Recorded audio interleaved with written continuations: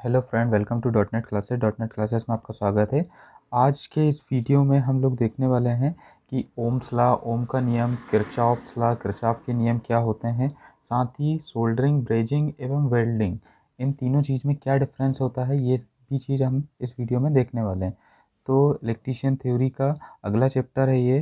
तो वो वीडियो बहुत ही अच्छा बन रहा है यहाँ पे। तो आप लोगों से रिक्वेस्ट है कि यदि चैनल को सब्सक्राइब नहीं किया तो चैनल को सब्सक्राइब कर लें। तो इसी तरीके से आपकी आईटीआई की पूरी प्रिपरेशन हमारे चैनल पे करवा दी जाएगी। तो चलिए वीडियो को स्टार्ट करते हैं। सबसे पहले मैं आप लोगों को बता देता हूँ। सबसे पहला होता है वेल्डिंग, ठीक है। इसके बाद ब्रेजिंग और एक होता है सोल्डरिंग, ठीक है। ये तीनों चीज़ में क्या डिफरेंस होता है वो देख लीजिए। वेल्डिंग आप लोगों ने देखी होगी, जो लोहे वगैरह की जो चीज़ें वस्तुएं रहती हैं उसके ऊपर जो जिस भी मशीन के द्वारा उनको जोड़ा जाता है, जॉइंट जो कंप्लीट किए जाते हैं, वो वेल्डिंग होती है, ठीक है। ब्रेजिंग क्या होती है? पीतल की वस्तुएं, ठीक है। जो भी पीतल वगैरह की जो वस्तुएं रहती हैं उसके ऊपर जो टाँका लगाया जाता है वो आपकी ब्रेजिंग, जो बर्तन वगैरह जो रहते हैं उसके ऊपर जो टाँका लगाया जाता है वो ब्रेजिंग के अंदर आता है, ठीक है। अब सोल्डरिंग, सोल्डरिंग क्या होती है? जो आप लोगों का वायर्स वगैरह जो रहते हैं उनको जोड़ने के लिए जिस भी चीज़ से उनको जोड़ा जाता है वो सब आपकी सोल्डरिंग के अंतर्गत आती है, ठीक है। तो वायर्स को जोड़ने के लिए सोल्डरिंग है, लोहे की वस्तु के लिए वेल्डिंग, ब्रेजिंग हो गई पीतल की वस्तु है, और ये आपकी वायर्स वगैरह को जोड़ने के लिए आपकी सोल्डरिंग होती है, ठीक है। तो सोल्डरिंग जो है मेनली आपका ये है, बस इस पे से भी कई बार क्वेश्चन आ जाते हैं, ब्रेजिंग का यूज़ कहाँ पे किया जाता है, उस प्रोसेस को क्या कहते हैं। तो जो सोल्डर वायर जो रहता है, दो चीज़ों का सोल्डरिंग में प्रयोग किया जाता है। एक होता है आपका सोल्डर, ठीक है, और एक रहता है फ्लक्स, ठीक है। सोल्डर जो वायर रहता है और एक फ्लक्स रहता है, और इनको जिस यंत्र के द्वारा इनसे जोड़ा जाता है आपने देखा होगा, जिसको कईया बोला जाता है, ठीक है। सोल्डर आयरन कहलाती है वो, ठीक है। तो सोल्डरिंग गन भी बोलते हैं उसको। तो उसके द्वारा इनको सोल्डर किया जाता है, जो भी वायर जो रहते हैं। तो इसके अंदर जो सोल्डर वायर रहता है, ठीक है, इसके अंदर क्या क्या रहता है? एक लेड रहता है और क्या रहता है आपका टिन रहता है, दो चीज़ों का मिश्रण रहता है। तो इस पे से मैं इतना इसलिए बता रहा हूँ क्योंकि मेनली ये आप लोगों का इलेक्ट्रीशियन के लिए काम का है, सोल्डरिंग, है ना। तो सोल्डर वायर जो रहेगा लेड और टिन रहता है, तो इसमें इसका रेशियो भी पूछा जाता है। तो 60% इसमें आपका क्या रहता है? टिन रहता है, और लेड जो है वो आप लोगों का 40% रहता है। तो यहीं से आप लोगों के क्वेश्चन भी कई बार एग्जाम में डायरेक्टली भी पूछे गए हैं, ठीक है। और ये जो आप लोगों ने देखा होगा, एक डब्बी में आता है आपका, क्या आता है? फ्लक्स आता है, ठीक है। तो फ्लक्स जो है वो आप लोगों का तांबे के लिए अलग आता है, जिंक क्लोराइड, अमोनिया क्लोराइड, बेरोजा, ये सब तांबे के लिए आता है। और एल्यूमिनियम के लिए आपका जो सोल्डर है, ठीक है, ये भी अलग हो जाता है, और फ्लक्स जो है वो भी अलग हो जाता है ना। जैसे सोने के लिए भी सोल्डर अलग हो जाएगा और आपका फ्लक्स अलग हो जाएगा, है ना। अब ये लेड और टिन से आप सोल्डरिंग नहीं कर सकते, इसके अंदर अलग मिश्रण रहता है उसका, ठीक है। तो वो आप लोग नॉर्मली देख लीजिएगा। बाकी आप लोगों का जो कॉपर के वायर में आप सोल्डरिंग करते हैं, कॉपर के वायर में यदि सोल्डरिंग करना है तो लेड और टिन का जो मिश्रण रहता है उससे की जा सकती है। इस मिश्रण से आप लोगों का आपका जो एल्यूमिनियम के वायर है उसके ऊपर आप सोल्डरिंग नहीं कर सकते। आप चाहें तो एक बार प्रैक्टिस करके भी देख लीजिएगा, ठीक है। तो ये आपके तीनों चीज़ यहाँ से हो गई, है ना। अब इसके बाद हम लोग देख लेते हैं कुछ लॉस, मैंने आप लोगों को बताए थे। सबसे पहला ओम का नियम, ओम का नियम, ठीक है, ओम्स लॉ जिसे कहा जाता है, ओम का नियम। यदि हम लोग इसकी डेफिनेशन की बात कर लें तो डेफिनेशन इसकी होती है, इसको दिया गया है जी.एस. ओम, ठीक है। जी.एस. ओम नामक एक वैज्ञानिक थे जिन्होंने इसको बनाया है, ठीक है। तो इसकी डेफिनेशन भी कई बार एग्जाम में दे दी जाती है, ऑप्शन दे दिए जाते हैं, ठीक है। डेफिनेशन देख लीजिए, डीसी परिपथ में विद्युत धारा आई, विभवांतर वी तथा प्रतिरोध आर के संबंध में एक नियम स्थापित किया है, ठीक है। तो जो नियम है वो क्या है? नियत तापमान तथा नियत भौतिक परिस्थितियों में किसी बंद वैद्युतिक डीसी परिपथ में किसी प्रतिरोधक के सिरों पर उत्पन्न होने वाला विभवांतर, ठीक है, किसी बंद डीसी परिपथ में, ठीक है, विभवांतर, उसके सिरों पर उत्पन्न होने वाला विभवांतर उसी प्रतिरोधक में से प्रवाहित होने वाली विद्युत धारा के मान के अनुक्रमानुपाती होता है, ठीक है। तो ये जो है V डायरेक्टली प्रोपोर्शनल I, इसी को अपन लोग क्या लिखते हैं? V is equal to I R. ये सिंपल सा फॉर्मूला है, पूरी आपकी इलेक्ट्रीशियन में यही फॉर्मूला यूज़ होगा, V is equal to I R.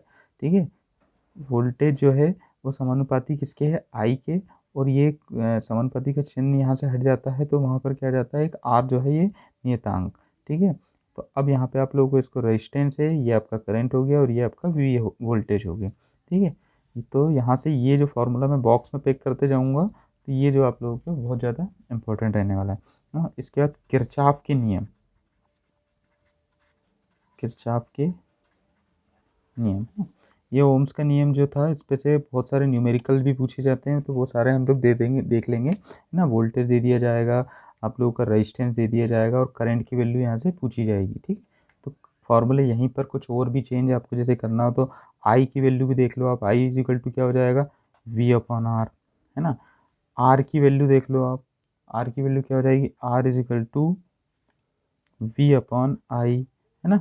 ये सब आपके फॉर्मूले इसी से बने हुए हैं ना, इसी फॉर्मूले से बने, तो आप एक ही याद रख लेंगे तो इससे ये सारे फॉर्मूले बन जाएंगे। मगर पेपर में कुछ भी ऑप्शन करके यहाँ पे दे दिया जाता है ना। अब देखते हैं किरचॉफ के नियम। सबसे पहला होता है इसका धारा नियम, है ना, विद्युत धारा नियम। किरचॉफ करेंट्स लॉ कहा जाता है इसको, किरचॉफ का धारा नियम। ठीक है, धारा नियम की यदि बात की जाए तो इसकी भी आप लोग सबसे पहले डेफिनेशन देख लें। इसकी डेफिनेशन जो है बहुत ही सिंपल होती है, दो प्रकार से होती है कि किसी बंद डीसी परिपथ में चालकों के संगम पर विद्युत धाराओं का बीजगणितीय योग। ठीक है, विद्युत धाराओं का बीजगणितीय योग जो है वो क्या होता है, शून्य होता है ना। तो ये समेशन इसको कहा जाता है, इसका बीजगणितीय योग को, इसको जो ई नहीं है summation, summation I is equal to क्या है, 0 होता है ना। ये आपका एक फॉर्मूला हो गया करेंट्स लॉ का, है ना। या फिर किसी जंक्शन पे आने वाली विद्युत धारा, ठीक है, आने वाली विद्युत धाराओं का योग जाने वाली विद्युत धाराओं के योग के बराबर होता है, ये भी आपका करंट्स लॉ होता है। तो क्वेश्चन जो है वो इस पे से यदि करंट्स लॉ के आते हैं तो इस पे से पूछ लिए जाते हैं। जैसे मैं यहाँ पर आप लोगों को एक एग्जांपल्स के थ्रू यहाँ पे बता देता हूँ। ये जंक्शन हो गया, ठीक है, इस जंक्शन पे आप लोग देख रहे हैं कि ये करंट है I1, ये है I2, ये है I3 और ये है I4। तो आने वाली धारा है, ये जंक्शन पे आ कौन कौन सी धारा रही है, I1 प्लस I2 और ये I3 जा रही है, तो ये I4 आ रही है ना, I4। आने वाली धाराओं का योग जाने वाली धाराओं के योग के बराबर होता है, ये भी आप लोगों का इसी नियम से बनता है। दो डेफिनेशन हो गई, किसी बंद डीसी परिपथ में चालकों के संगम पर उत्पन्न विद्युत धाराओं का बीजगणितीय योग जो है वो शून्य के बराबर होता है, या फिर आने वाली धाराओं का योग जाने वाली धाराओं के योग के बराबर होता है। ठीक है, यहाँ से आप लोगों को ये धारा नियम हो गया। कई जगह क्वेश्चन जो डायग्राम वगैरह बना के दे दिए जाते हैं उस पर से आप लोगों को डायरेक्टली पूछ लिया जाता है। अब आपको जैसे यहाँ पे इन सब की वैल्यू दे दी गई है ना, I1 की वैल्यू 5 दे दी गई है, इसकी 10 दे दी गई है, इसकी आपको 10 दे दी गई है। ठीक है, तो आपसे पूछा जाए I3 की वैल्यू बताइए, है ना। I3 की वैल्यू, तो अब I3 आप लोग सिंपल सा यहाँ से निकाल सकते हैं, तीनों को जोड़ लीजिए, 10, 20 और 25, तो आपसे यहाँ पे I3 की वैल्यू आ जाती है। ठीक है, इसी प्रकार दूसरा नियम होता है किरचॉफ का वोल्टेज लॉ।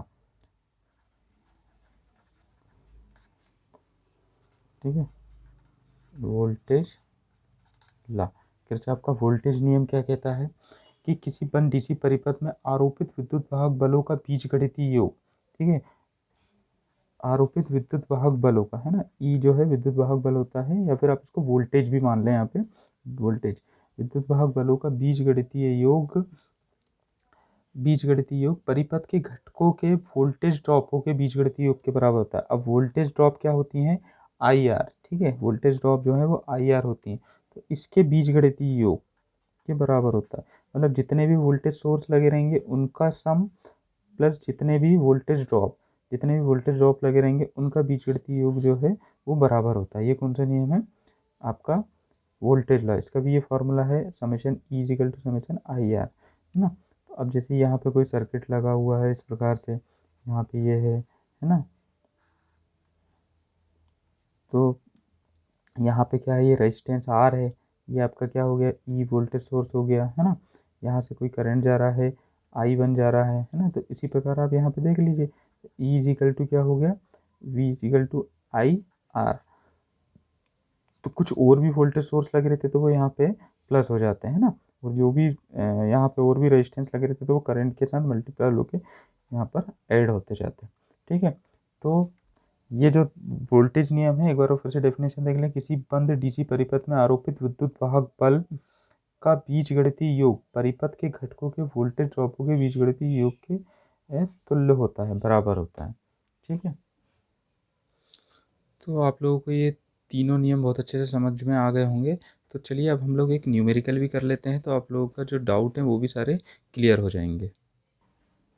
यहाँ पर लिखा है, क्वेश्चन है, यदि किसी 20 ओम प्रतिरोधक में से, ठीक है, जो जो दिया हुआ है वो हम लोग लिखते चलते हैं। 20 ओम प्रतिरोधक, प्रतिरोधक मतलब आर दिया है आपको कितना, 20, ठीक है, में से 2.5 एम्पियर मान की विद्युत धारा प्रवाहित हो रही है। ठीक है, जो दिया है सिंपल उसको लिखते चलें तो आगे आप लोगों को कोई दिक्कत नहीं आएगी। एम्पियर में दिया है, मतलब विद्युत धारा दी है 2.5 एम्पियर की। ठीक है, ये ओम में रहता है, ये एम्पियर में रहती है। प्रवाहित हो रही है तो उसके सिरों पर पैदा होने वाले विभवांतर का मान ज्ञात कीजिए। विभवांतर मतलब आपका V ज्ञात करना है। ठीक है, अब इसको पूरा क्वेश्चन पढ़ेंगे, कंफ्यूज होंगे, उससे अच्छा है कि सिंपल जो जो दिया हुआ है वो मैंने यहाँ पे लिख लिया है ना। अगर इसको समझ में नहीं आए कि प्रतिरोधक क्या और ये, तो इसकी यूनिट जो रहती है उससे भी सिंपल हो जाता है कि ओम में यूनिट है मतलब आर दिया हुआ है ना, ए में यूनिट है मतलब करंट दिया हुआ है, ये लिख लिया। अब यहाँ पे सिंपल सा फॉर्मूला लगा देते हैं, V=IR। ठीक है, अब V आप लोगों को ज्ञात करना है। I कितना दिया हुआ है 2.5 और इंटू R कितना दिया हुआ है 20 दिया हुआ है। अब इन दोनों का आपस में गुणा कर लें तो कितना आ जाएगा 50। ठीक है, 50 आ जाएगा और इसकी यूनिट क्या रहेगी वोल्ट।